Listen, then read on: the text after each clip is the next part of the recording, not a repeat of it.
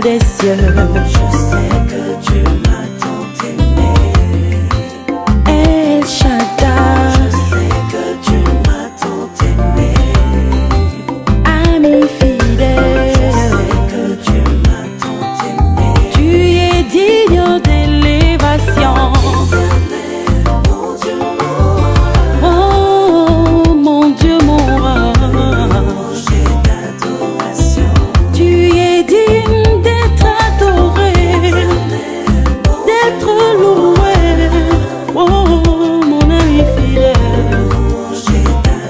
dans ma vie, dans ma maison, dans mon foyer. Oh, tu es digne. Tes merveilles, Seigneur, ont réveillé mes émotions. Tu es apparu dans ma vie d'une brillance matinale. Comme un père, tu compatis là où les cœurs des hommes étaient indifférents. Tu dressa devant moi une table en présence de mes ennemis et ma coupe déborda.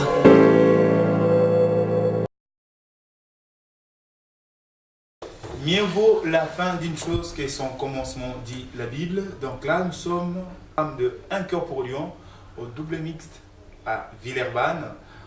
Et donc là, je suis avec David et Jésus, avec qui nous allons, n'est-ce pas, parler pour entendre, plutôt découvrir un peu l'historique, n'est-ce pas, de Un cœur pour Lyon. Donc, je ne veux pas trop monopoliser la parole, on va vite s'élancer dans le vif du sujet. Et donc, je profite par l'occasion de dire bonjour à David. Bonjour. Voilà, la manifestation a commencé depuis 8 h du matin, donc on a eu le temps de se voir avec Jésus, on a largement discuté. Donc là, nous sommes en direct de notre programme de Un cœur pour Lyon. Voilà. David, je voudrais quand même savoir, parce qu'il y a des téléspectateurs qui nous suivent en ce moment, ils aimeraient bien savoir d'où est partie l'idée de Un cœur pour Lyon. Je ne sais pas si pourriez-vous nous relater en peu de mots. Alors, je ne suis pas encore un dinosaure pour dater tout ça, mais en tout cas, dans la région lyonnaise, on a la chance d'avoir une association qui s'appelle l'Appel. C'est l'association protestante de la pastorale des églises évangéliques lyonnaises, qui depuis des années, une vingtaine d'années, une trentaine d'années, qui a à cœur donc de relier les chrétiens évangéliques, les protestants évangéliques entre eux. Et ça n'a pas été simple, hein, il y a quelques dizaines d'années, mais grâce à des pasteurs, les efforts des différents pasteurs et des responsables d'église, il y a eu tout un lien qui a été fait. Et grâce à Dieu, grâce à la patience, l'humilité des uns et des autres, on a réussi à faire ce projet. Déjà la première édition en 2012. Donc on avait vraiment à cœur de faire un projet en commun pour communiquer à notre ville de Lyon, le message de notre Seigneur. Amen. Gloire à Dieu. Mais Jésus, je voudrais quand même savoir, vous êtes dans le projet depuis combien de temps? Comment vous trouvez les projets, les programmes de Un cœur pour Lyon 2016? Alors moi c'est simple, j'ai atterri il y a 1 an et demi dans une des communautés qui font partie d'Un cœur pour Lyon, qui sont engagées dans ce beau projet. Et il y a 4 mois à peu près, Erwan, qui est le responsable qui porte ce projet, qui est le pasteur de la communauté où je suis, Erwan a commencé à parler de Un cœur pour Lyon. Donc j'ai découvert qu'en fait il y avait à l'époque, je crois, presque 50 communautés protestantes différentes, avec des dénominations différentes, qui s'étaient réunies et qui s'étaient unies pour monter une opération, un projet commun. Et en fait, pour moi, ça fait 35 ans que j'attends ça. Que 35 ans. et en fait, quand j'ai entendu parler de ça, je me suis dit, c'est un vrai miracle. Enfin les communautés commencent à se parler entre elles. Et au point même de monter une opération, je suis allé voir Erwan à la fin du culte et je lui ai dit, écoute, ce projet que vous montez, c'est quelque chose de miraculeux. Ça fait tellement longtemps que j'attends de vivre ça. Par contre, tu portes quelque chose d'énorme. Monter une opération comme ça. Je lui dis, je ne sais pas comment est-ce que je peux t'aider, je ne sais pas si je suis légitime. Ça fait à peine 1 an et demi que je suis là. Je ne sais pas si je suis compétent pour, mais voilà, si je ne fais pas le premier pas, personne ne le fera pour moi. Donc éventuellement, si je peux t'aider. Voilà comment je suis rentré dans une des commissions. Ok, David, j'aimerais quand même savoir combien des églises sont-elles affiliées à Un Cœur pour Lyon? Alors, effectivement, Un Cœur pour Lyon, c'est un très très grand projet d'envergure et puis impactant la ville de Lyon. Et donc, on compte a priori une 60aine d'églises et d'œuvres. Il y a aussi des associations qui participent à Un Cœur pour Lyon d'un point de vue financier, d'un point de vue technique, de bénévoles, etc. Donc c'est un sacré challenge et ça représente comme une grande communauté. Alors malheureusement, je n'ai pas le chiffre de nombre de personnes. Oui. En tout cas, on a bien une 50aine, 60aine d'œuvres et d'associations qui travaillent pour ce projet sur la métropole. On parle de métropole maintenant, métropole de Lyon. Ok. Alors, en fait, je ne sais pas à qui je vais adresser la question, mais sinon, sentez-vous à l'aise. La personne qui a, n'est-ce pas, que ce soit Jésus ou bien David, qui a la réponse, on peut rapidement s'attaquer. J'aimerais savoir qu'est-ce qu'Un Cœur pour Lyon vise dans ces congrès, voilà. Alors Un Cœur pour Lyon, il ne faut pas confondre, ce n'est pas une association pour le moment, on n'a pas voulu faire le carcan administratif, parce qu'en France, pour ceux qui connaissent bien l'administration française, c'est assez compliqué pour organiser des choses. C'est plutôt un label aujourd'hui qui réunit donc toutes ces communautés au travers de ce sigle, au travers de cette appellation. Et on a en fait défini 3 choses essentielles. Des valeurs, des choses qui sont dans notre cœur, qui nous motivent. Et ces valeurs ne servent à rien si elles n'ont pas une direction. Donc du coup, on a défini 3 objectifs. Et ces 3 objectifs ne servent à rien s'il n'y a pas une concrétisation, s'il n'y a pas des projets. Voilà, tout simplement. Donc, si tu me permets, on a donc en fait 4 valeurs qui sont dans notre cœur, les choses qui sont en nous qu'on veut mettre en avant. C'est donc l'unité parmi les chrétiens, notamment les églises protestantes évangéliques lyonnaises. On a aussi cette compassion pour les non-croyants. On les aime. Le Seigneur nous dit d'aimer les uns les autres. Donc c'est aussi ce désir dans notre cœur de pouvoir manifester notre amour pour notre prochain. Partager, ouais. Et puis, donc l'unité, la compassion pour les non-croyants, mais aussi on a à cœur que cette ville, que les habitants de cette ville reçoivent le message de l'évangile. Donc ça ne sert à rien de faire des spectacles si on ne proclame pas le nom de notre Seigneur qui délivre. Donc il y a vraiment tout un travail dans cette dimension-là. Et puis une 4e valeur, c'est la lumière. On est à Lyon, la ville lumière. Et donc voilà ces 4 valeurs, l'unité, la compassion pour les autres, la lumière dans cette ville et ce souhait de communiquer le message de l'Évangile. Et à partir de là, on a 3 objectifs essentiels pour cette année, du moins.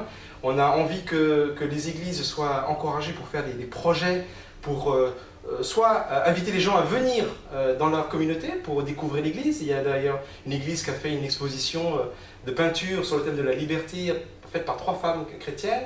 D'autres ont fait des kermesses, des fêtes des voisins. Mon église a organisé un projet vendredi de fête des voisins, donc ils ont invité tous les gens du quartier. Je l'ai vu sur Facebook. Ah, c'est super, j'étais autour d'une table avec des dames musulmanes, on a discuté tous ensemble, etc. C'était vraiment une sacrée ambiance.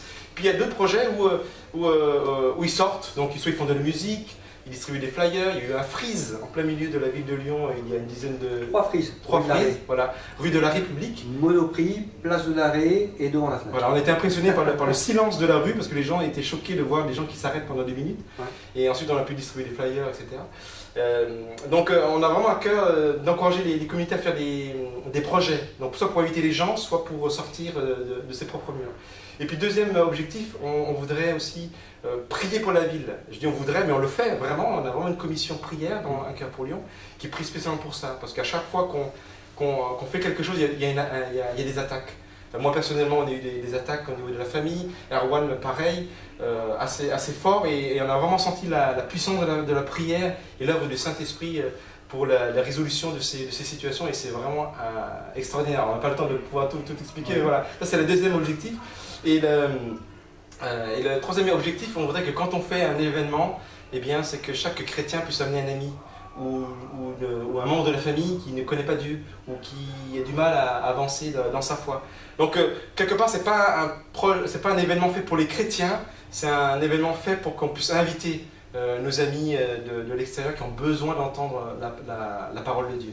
Et ensuite, quand on a défini les valeurs, les objectifs, on a des projets. Donc il y a eu le don du sang, par exemple à Vénissieux, avec l'établissement français du sang, donc c'est l'établissement national qui gère la collecte de sang, donc l'EFS. C'est assez impressionnant de voir même que le nom de l'église a été répertorié dans le site web de l'EFS, donc pour dire la considération qu'ils nous ont portée, avec cette idée très simple de dire, mais si le Christ a donné son sang pour l'humanité, pourquoi moi je ne le donnerais pas aux autres?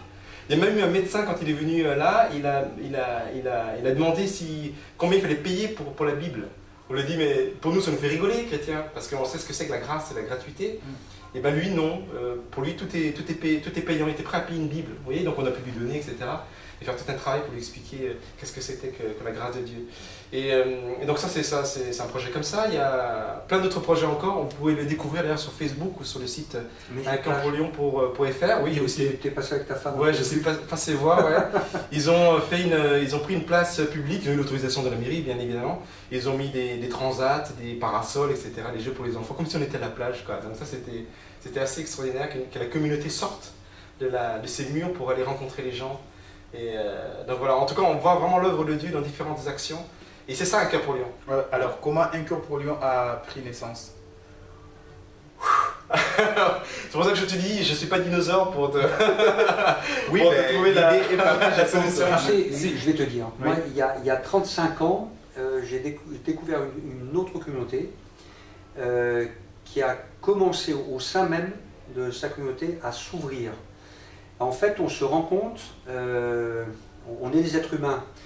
Je crois que c'est Piaget qui a parlé, ou Lacan qui a parlé des sociostyles. C'est-à-dire qu'on a besoin d'être dans un groupe.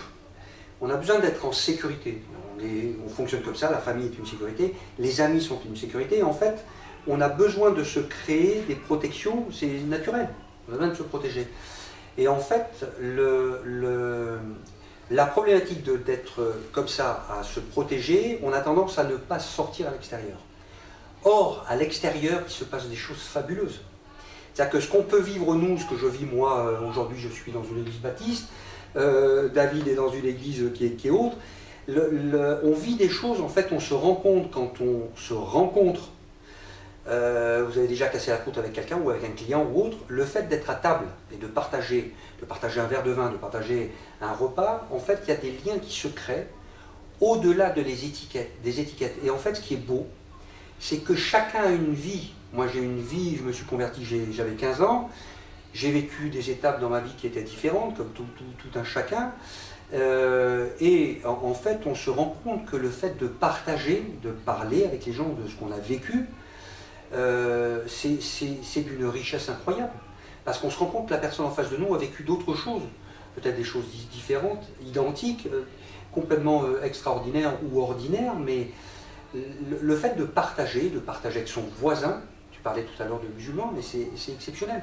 Moi j'ai des amis libanais qui sont musulmans, ce sont des personnes mais qui sont extraordinaires.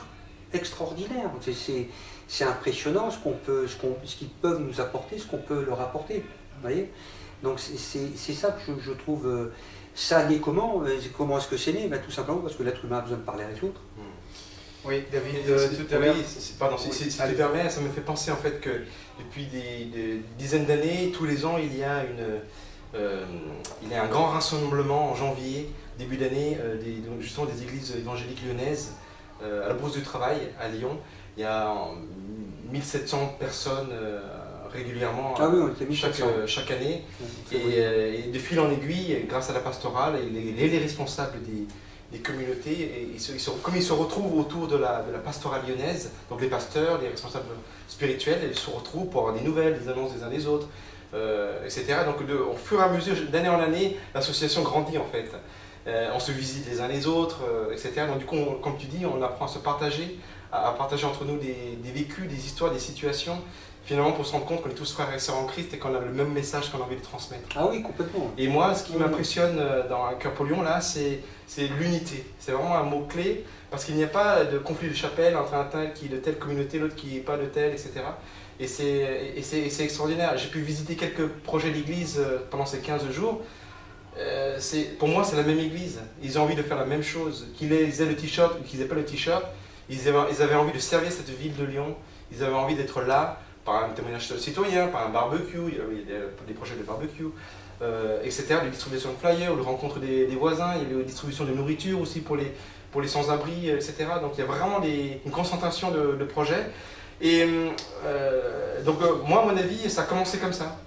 C'est-à-dire qu'on s'était vu régulièrement à travers la pastorale. On se voit pendant le culte en commun, voilà, j'ai cherché le mot tout à l'heure, le culte en commun de l'appel. D'ailleurs en janvier 2017, pardon, il va y avoir donc le culte en commun qui sera organisé. Je me demande si le fait d'avoir mis en place des groupes de quartier, je fais partie d'un groupe de quartier par exemple depuis un peu plus d'1 an, je me demande si le fait d'avoir mis en place des groupes de quartier comme ça, où les chrétiens se rencontrent, des croyants, une fois tous les 15 jours, une fois toutes les 3 semaines, pour partager une étude biblique, je me demande si c'est pas ça en fait l'Église. C'est qu'en fait on ne se rencontre plus que à l'Église, on se rencontre également ailleurs. Et je l'avais vécu moi, je vous dis, dans une communauté différente, il y a 35 ans, qui avait déjà mis en place ça. Et en fait c'est le fait d'amener les membres qui vont dans les églises, ou les croyants ou autres, à se rendre compte qu'en fait, on peut très bien passer un moment de prière, ou un moment d'étude biblique, ou un moment de partage, avec des frères qui, pas à l'église, mais chez eux, chez vous. En fait, il y a une vie qui est... Je crois que ça a démarré il y a une quarantaine d'années. Je pense, oui. C'est quelque chose qu'on ne retrouve pas ailleurs en France. Quand je discute avec mes amis parisiens, il y a, je pense, 3 ou 4 fois plus d'églises qu'ici. C'est normal, il y a plus de 10 millions d'habitants. Hein. Par rapport à Lyon, on a un petit peu moins d'1 million, ça dépend quel endroit quelle commune on prend. On a une autre échelle, on a vraiment cette unité-là. Personnellement, je ne le vois pas ailleurs. Et j'ai l'impression que ça commence à faire des émules ailleurs. Et en tout cas, si on peut encourager les autres communautés justement à s'unir, à être le visage de Dieu, de ce message à travers les actions, ce serait super. C'est à plusieurs reprises, hein, c'est pas la première fois, on m'a dit, la semaine dernière encore, tu sais, un cœur pour Lyon, ça va vite finir, mais il ne faut pas que ce soit fini. Oui. Qu'est-ce qu'on peut faire après? Et c'est des frères et des sœurs d'autres communautés. Ouais. C'est-à-dire que quand on a goûté, quand on a découvert, en fait, qu'on partage le même message, qu'on a vécu à un moment donné, pour devenir chrétien, on n'est pas chrétien, on n'est pas croyant. On le devient, il se passe quelque chose à un moment donné, où avant, on disait, mais Dieu, je ne sais pas s'il existe, s'il n'existe pas. À un moment donné, on devient chrétien, et à tel point qu'on ne peut pas s'imaginer que Dieu ne fasse pas partie de notre vie. Ça ne veut pas dire qu'on a tout compris de but en blanc, on est comme un bébé, on commence à avancer. Dans la foi, dans la croyance, en écoutant, en lisant la Bible, chacun de son côté, et puis ensemble, et puis en découvrant Dieu, qui est prêt à faire la démarche et qui vient vers nous, puisque c'est lui qui permet quand même que tout... Il y a une vraie relation qu'il souhaite créer avec l'être humain. Et en fait, ce qu'on a vécu là, sur un cœur pour Lyon, ce que j'ai vécu moi avec la commission de sponsoring, par exemple avec mon petit groupe, avec Charles, Jalila, Flora, mais j'attends que ça finisse, là, que ce week-end finisse, pour commencer à faire le tour des églises que je n'ai pas pu aller voir, des communautés que je n'ai pas pu aller voir. Et eux, pareil, on n'a pas le temps aujourd'hui, on est pris, on a des actions à droite à gauche, il y a plein de choses qui se sont faites, il y a eu 49 actions des différentes communautés, donc on ne pouvait pas être partout. Mais on a hâte d'aller les uns chez les autres pour passer un bon moment. C'est ça la grâce, la bénédiction elle est là. Le fait qu'on ait accepté d'oublier un moment nos différences de nom, d'appellation, etc., peut-être même de manière de faire, mais le fait d'être dans un projet commun, je crois que c'est une vraie bénédiction. C'est un vrai miracle d'être unis. On y a goûté, vous y avez goûté en 2012, moi j'y étais pas. Moi quand j'ai découvert ça, j'ai dit alors là je rentre dedans, il est hors de question, je rentre dans les coulisses. Je veux être dans l'organisation, ma petite partie, mais je ne veux pas passer à côté de ça, c'est trop beau. En 2012, donc c'était il y a 4 ans, et on est en 2016, l'organisation d'un cœur pour Lyon a pris un peu moins de 2 ans, ouais, même 2 ans parce que ça réfléchit dans les têtes. Donc ça prend bien 2 années pour organiser ça, pour vous expliquer l'ampleur du travail. Je me suis rendu compte qu'on a fait l'inverse de ce qui se passe aujourd'hui. Aujourd'hui, on se paye les webmasters, les designers, les gens de la com pour faire de la publicité.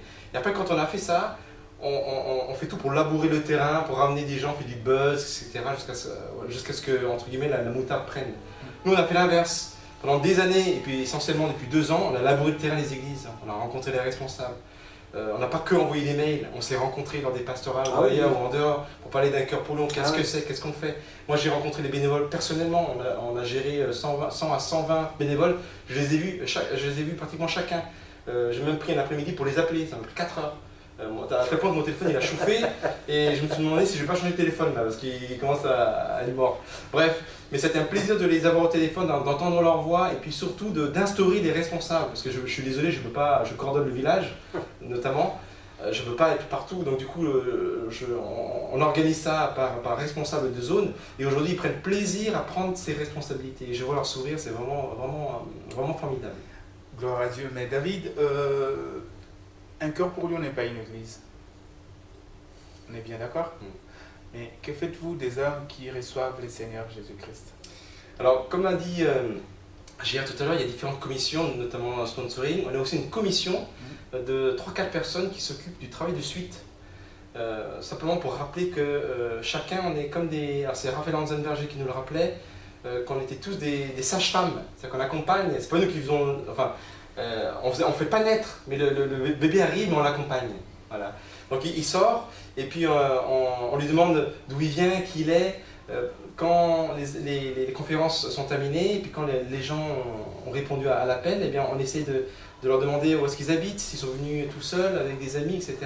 Et ce qui me touche dans cette commission, c'est que les responsables, ils sont 3-4, ils sont tous d'églises différentes. Et quand, parce qu'ils ont aussi des bénévoles, une centaine, 100, 120 bénévoles, si je ne me trompe pas, et ben, ils ont donné des consignes pour simplement savoir où les gens habitent, ils sont venus avec qui, pour qu'ensuite on puisse les aider. En disant, mais tu habites à tel endroit, on connaît tel pasteur. Tu es venu avec un tel, et ben va avec ta soeur qui t'a amené, etc. Il n'y a pas de tu viens dans mon église parce que c'est moi qui t'ai accompagné à cet endroit-là. Il y a vraiment toute une humilité de la part de tous les bénévoles, même pour ranger une chaise, même pour nettoyer le sol, et même pour accueillir les gens qui viennent de se lever pour le Seigneur. Il y a toute cette humilité de dire, eh ben, on voudrait t'accompagner, faire quelque chose pour toi. Et d'ailleurs, cette commission a prévu donc, de contacter ensuite les pasteurs de chaque communauté où ils ont envoyé des personnes juste pour avoir des nouvelles. Comment va Paul, comment va Jacques, etc. Où est-ce qu'il en est, etc. Et alors, je ne connais pas la durée de leur intervention, mais en général, ça dure 1 an de suivi. Alors, c'est peut-être pas toutes les semaines, mais ils essaient de prendre contact auprès des pasteurs. Je parlais de la pastorale tout à l'heure. Normalement, ils se voient tous. On se voit tous régulièrement, une fois tous les 2-3 mois. Enfin, là, je ne vais pas m'avancer plus. Mais voilà, ils se voient assez régulièrement pour prendre des nouvelles. Et tout le monde se connaît, en fait. C'est ça qui est assez extraordinaire. Gloire à Dieu. Alors nous allons bientôt finir parce que là, il y a déjà un programme qui est en cours. On va laisser joindre aux bien-aimés pour que, n'est-ce pas, nous bénéficions aussi de la conférence de tout à l'heure. Je ne sais pas si vous avez un mot de la fin pour conclure notre intervention. Priez pour nous, priez pour les âmes qui sont venus au Seigneur parce qu'à un moment donné, on n'a malheureusement pas 36 mains, comme on dit chez nous, mais on veut les accompagner, on a vraiment un cœur et priez pour qu'on puisse se rappeler qu'on est toujours vainqueur dans ce combat spirituel. Moi j'ai qu'une chose à dire, j'attendais 35 ans ça. Je crois que maintenant, donc c'est vrai que Lyon a été précurseur, a mis la charrue en place derrière les bœufs, qui ont travaillé de longues années avant, des gens qui ont prié, des gens qui ont jeûné pour que ça arrive. Aujourd'hui, ça y est, le fruit est là. Ce que j'espère, moi, c'est que dans les autres villes, ça commence à dupliquer. Commencer par rencontrer les dirigeants des églises des unes des autres, casser la croûte ensemble. Moi, vous savez, je suis du sud de l'Espagne, la fête, je sais ce que c'est. Jésus, le premier miracle qu'il a fait, il a changé l'eau en vin dans un mariage. Ça a été le premier miracle qu'il a fait. Il a commencé par la fête. Je crois qu'on est des êtres humains, on a besoin de parler entre nous, on a besoin de casser la croûte. Quand on se retrouve autour d'une table avec une bonne bouteille de Beaujolais, parce qu'on est à Lyon, ou de côte-rôtie, c'est pas très loin non plus, ou de Bourgogne, les choses avancent. Le tout, c'est que restons à notre place d'être humain, faisons l'effort d'aller voir l'autre, de parler avec lui. Il y a des différences, c'est évident, on est tous différents, mais le fait d'avoir cette volonté-là, Dieu est OK là-dedans. La bénédiction est là. Bien, merci pour votre temps que vous avez accordé, n'est-ce pas, au profit de Merci à cet toi. entretien. Nous vous remercions vraiment et je vous rappelle que vous êtes en direct de votre chaîne de télévision TRD TV, Tam Tam Évangélique. Alors, je ne sais pas, David, si pouvez-vous dire un petit mot par rapport à la chaîne qui, n'est-ce pas, vous a accompagné tout au long de la rencontre et plutôt de la manifestation, c'est pas, Un cœur pour Lyon 2016. C'est le moment des remerciements. Ah oui, par exemple. Non, merci beaucoup, bienvenue pour votre service, surtout pour le streaming, etc. en live, c'est assez extraordinaire. Moi qui m'occupe du village, alors, je ne vais pas rentrer dans les détails, mais il y a une partie où on ne peut pas voir la salle plénière. Eh bien, j'ai vu les bénévoles qui surveillaient un peu la salle, qui regardaient leur téléphone portable, parce qu'ils regardaient en direct, voici ce qui se passait derrière le rideau. Donc c'est impressionnant, je suis vraiment impressionné et vraiment merci pour toute l'équipe, que Dieu vous bénisse dans votre ministère. Amen, merci beaucoup. C'est pas... Jésus, si tu as un petit mot à dire. Alors, juste, Jésus, c'est mon prénom, Jésus, Marie, Joseph. Voilà. Jésus, Marie-Joseph. Voilà, c'est mon vrai prénom. Bah écoute, que veux-tu que te dise Jésus? Je te bénis, mon frère. Dis seulement un mot, je serai sauvé. J'étais très heureux de vous rencontrer. Amen. Voilà. Gloire à Dieu. Je crois que je suis convaincu que Dieu ouvre les portes quand on a la volonté d'avancer. Il ouvre toutes les portes, et même les portes de la télévision, et même la télévision internationale. Voilà, que te dire de Dieu. Amen. Nous espérons que toute la fois qu'un cœur pour Lyon organisera, n'est-ce pas, ces manifestations, nous serons là pour vous accompagner dans ces genres de services. Et nous osons croire que le Seigneur sera vraiment béni. Alors nous sommes arrivés à la fin. Que le Seigneur vous bénisse. On se retrouve très prochainement. On va se saluer. Hop. Merci.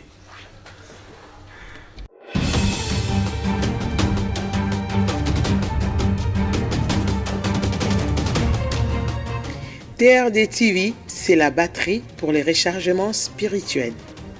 C'est une puissance pour le royaume des dieux. C'est le véhicule les plus sûrs, les plus rapides pour la transmission de l'évangile. TRD TV chez vous égale la bénédiction. TRD TV, c'est une chaîne spéciale avec un programme spécial pour un peuple spécial, un peuple acquis au prix du son spécial. TRD TV, bienvenue chez nous.